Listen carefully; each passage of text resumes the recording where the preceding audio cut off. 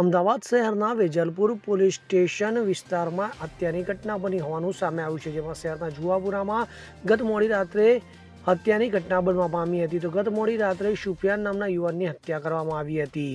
5 થી 6 હુમલાખોરોએ શુફિયાન ઉપર છરીથી હુમલો કર્યો હતો. તો 5 વર્ષ જૂની અદાવતને ધ્યાનમાં રાખીને આ હત્યા કરી હોવાનું સામે આવ્યું છે. ત્યારે લોહી લુહાણ હાલતમાં શુફિયાનને તાત્કાલિક સારવાર માટે હોસ્પિટલ ખસેડવામાં આવ્યો હતો. તો હોસ્પિટલમાં ડોક્ટરો દ્વારા તેને મૃત જાહેર કરવામાં આવ્યો હતો.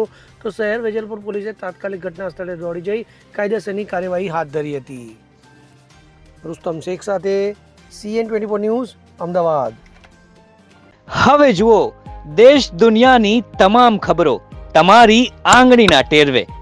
ઉઠાવો મોબાઈલ અને Google Play Store પરથી ડાઉનલોડ કરો અમારી CN24 ન્યૂઝ મોબાઈલ એપ.